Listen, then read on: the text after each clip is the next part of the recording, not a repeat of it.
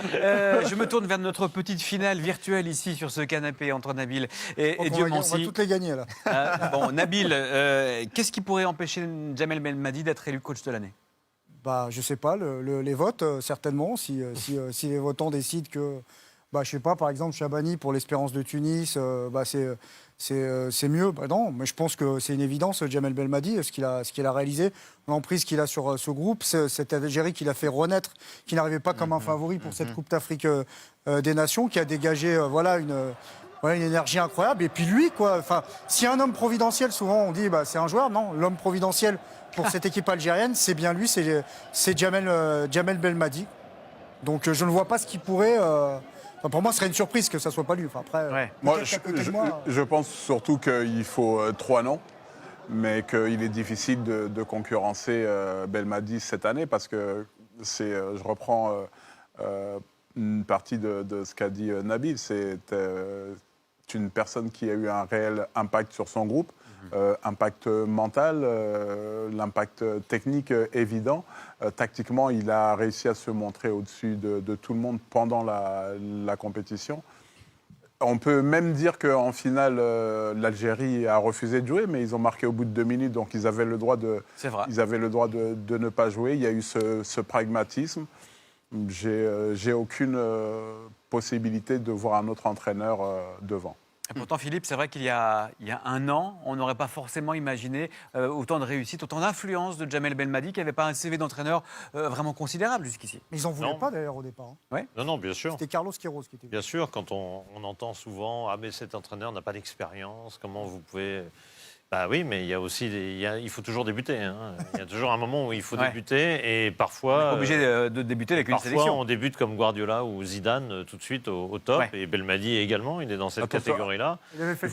Il faut faire attention. Ouais, Philippe, 2 secondes, il a quand même une dizaine d'années d'expérience. Il a commencé très tôt sa carrière d'entraîneur. Rien d'extrêmement prestigieux.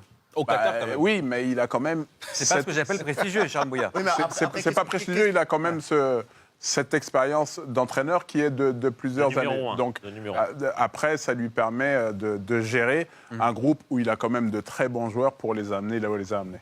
Mais si on reprend 2 ans avant et qu'on voit l'état dans lequel était l'équipe d'Algérie, là, on peut dire que Belmadi a fait un travail de reconstruction d'une telle qualité que même si le trophée n'est que sur une année et jugé sur la CAN, la qualité de son travail sur 2 ans est remarquable. Au moment où Madjer, par exemple, arrive et où on est encore sur un sélectionneur et on est sur un grand nom, on se dit ça peut peut-être être la personne pour redonner quelque chose. On n'a rien vu du tout. Non.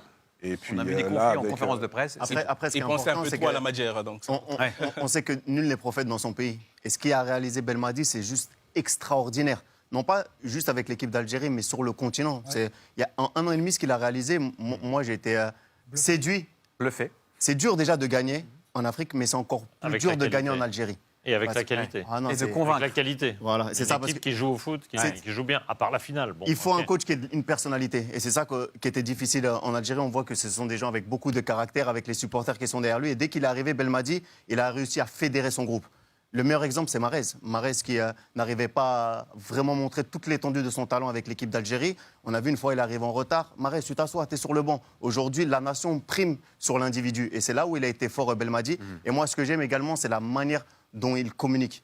En conférence de presse, avant le Sénégal-Algérie, on lui dit, bon, comment tu vas jouer? Mais si tu veux, je ne te dis pas comment je joue, mais je vais te dire comment joue le Sénégal. Donc c'est génial. C'est vrai que c'était sympa, en fait, pour vous dire que voilà, il a ce côté-là où il prépare très, très bien son match. Et l'équipe d'Algérie joue d'une manière complètement… Un autre exemple, c'est Zéphane. Parce qu'il perd le meilleur latéral de la compétition qui était Attal. Ouais. Et là, il se dit, ça va être compliqué. Clair. Mais ce qu'il a fait avec Zéphane, c'est d'abord une approche mentale.